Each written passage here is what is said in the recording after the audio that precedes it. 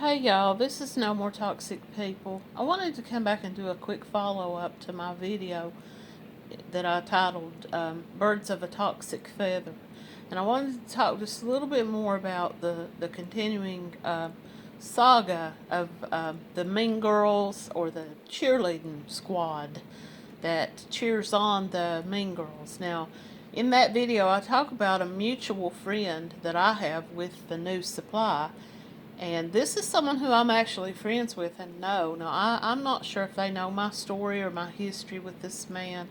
I've never talked about it with these people because I didn't know them at the time that I was with him. But this woman, she's a kind woman, and she's a good mom, and she has a grandchild. She works. She's a well-liked person. But she turned on a friend of hers publicly. Now, I've had friends turn on me. There's been people that I've walked away and said I don't want to be a part of their life anymore because of things, disagreements or whatever. But to me, the way I was seeing it is that's something that you kind of have to make a decision. Am I going to throw this person under the bus, put their private life on blast, and have all these people on Facebook knowing this person's marriage secrets that they confided in me when I was their friend? And I got to thinking about that, and I said to another mutual friend, we were discussing it, and I said, I would hate for this person to have any dirt on me or become my enemy in some way, or someone, who I angered her in some way, and she knew something that I had confided in her and threw it out there on Facebook for everybody, and then had her cheerleading squad show up to dig in a little deeper into the wound. And the narcissist's new wife, the new supply, is one of her main head cheerleaders. So it got me to thinking, I don't know that woman, the new supply. I don't know anything about her other than what is public. Um, we do have mutual friends and people in common that are actually relatives in common. And I just think about what type of person she is, and I want to judge her harshly and say she has to have narcissistic tendencies. She has to, for one, have narcissistic tendencies to hang around with and encourage behavior that violates the sister code, the privacy that you share and confide in to these other women that you think of as your friends. And it got me thinking back to a time when I had a disagreement or I don't know what you call it, but I stopped talking to someone who had been that kind of bosom buddy to me. And I know for a fact that she told things that I had confided in her privately, and some of those things were about the narcissist. She didn't get on Facebook and blast it out there for everybody, but I know a few people who I know well enough to know that they were close enough that she talked to them. And you got to think about this for a minute. If they will talk to you about somebody, they will talk about you to somebody.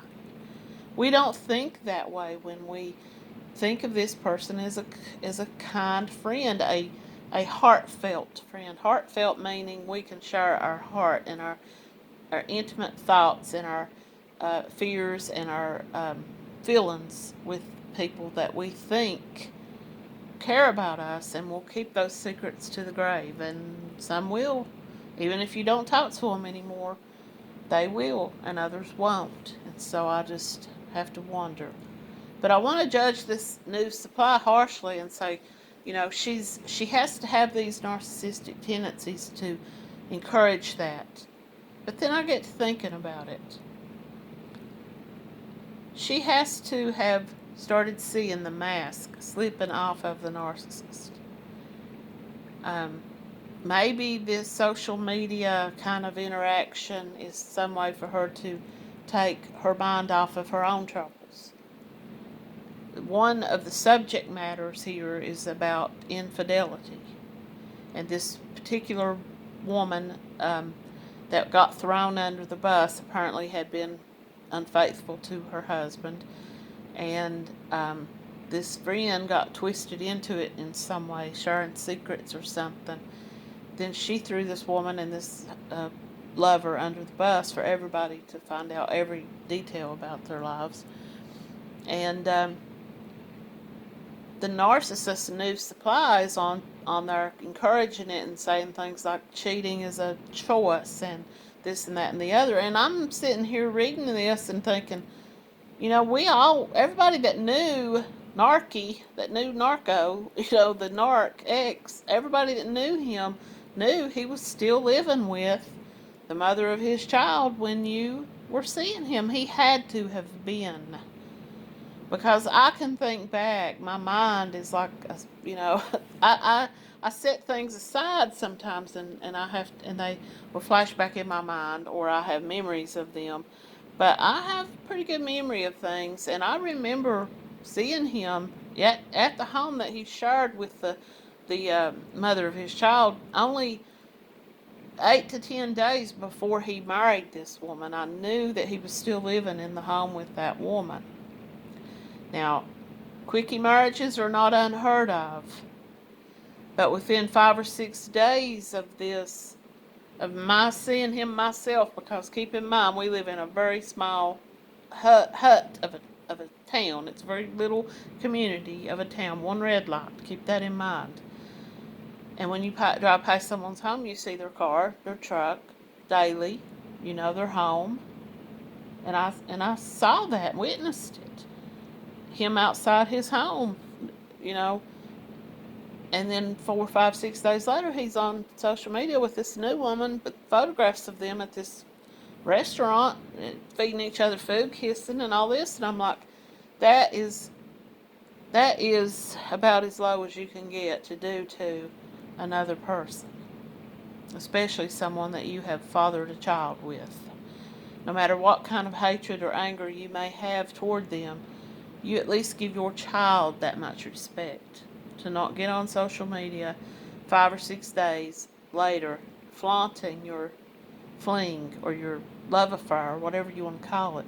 Because this woman had to have known that he had... I could sit there and judge her and say, well, now she had to know, and then I can turn right around and say, well, I didn't know. I didn't know it for a couple of months. I didn't know for a couple of months after I got involved with him that he was still involved with this other woman and had a child with her and was still living with her, actually, when he and I started to talk. I can say that and then judge this other woman, but the difference is that they have children in common, as far as attended the same school, were in the same graduating class. Their children were actually friends and ran in kind of a same circle. So she had to have known, if not that he was actually still in that woman's home, that he was still involved with her in some way, because it would have been too easy to have found out if he wasn't. It would have been too easy to ask around a few people, and they would have said, well, yeah, they're still living together, of course. But I look at that and I think, how can you get on social media publicly and say, you cheating is a choice, you shouldn't have done that, no, when you know full well that you were doing it too. She knows full well whether she was having sex with him, which I'm sure she was, because he's a very sexually aggressive person. Regardless of what their privacy, their intimacy was before he moved out. She had to have known about the other woman, and she willingly went along with a relationship with him. And then part of me flip-flops again and says, well, maybe he was telling her the same things he was telling me, that even though after I found out, he's still with this woman, they don't love each other. They're only together for the child. They make each other miserable. They're both unhappy. They both can't wait to get out of it. Neither one of them want to be with the other. I'm doing him a favor because it's been so many years he's been in this horrible relationship with this woman, and he needs love, and he needs affection, and he needs to be shown the caring side of a woman. And that was the way I thought of it after I found out he had been lying to me about her. I knew about her and I knew about his child, but I didn't know the extent of the time that they had actually been apart had been much, much less than what I was led to believe. So then I say to her, well, you know what? Maybe once she did find out, maybe she found out after the fact like I did, and then she just gave him an ultimatum, and maybe that's the reason why he left so quickly. Because knowing him the way I do, I've said this over and over again. If there was one thing that he was honest to me about, if out of all the lies he told me, if there was one thing that he was true about, was that he always told me when we were together and when we were not together afterwards, that when his kid turned 18 and he was no longer financially obligated or had to have a connection to the other woman, because of the child, that he would leave and he would never look back to her, because he openly had disdain for this woman. And I'm sure narcissists will tell you that and you believe that, but I really fully believe that, because I don't think I ever heard him say anything kind about her. And I'm sure he never said much kind about me either after the fact. But like I said, I don't know if these people know about my and his time together, and I really don't care because it's 5 years ago. But what I say is, I go back and forth flip-flopping on the judgment call on this woman and why she does that. Gets on social media and calls one person out, knowing that there are people out there that possibly could call her out and throw her under the bus someday. And her time will probably come. She may be the sweetest, nicest, kindest, most interesting, fantastic woman on earth, but her time will come, because she has gotten herself involved with a very dark, spirited person, a dark, evil spirit. And it will attach itself to her. It may already have. Maybe that's the reason why she's exhibiting that behavior, because she's, letting all that evil and darkness build up that he's attached to her, and it's coming out in that way. But I just wanted to touch base on that and go back and talk a little bit more about that. Because no matter what, and I may never know the truth about it, I do know that he's already caused a divide between her and her oldest child.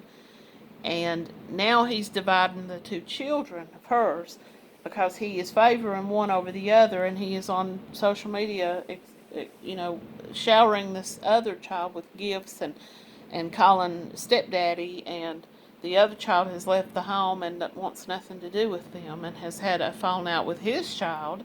So he's created this big divide to get this supply to himself. He's plying this youngest child with favors, because this kid is twice his size, and he's probably buttering him up, so when the time comes that he can start showing his true colors, it won't be such a shock, or I don't know. But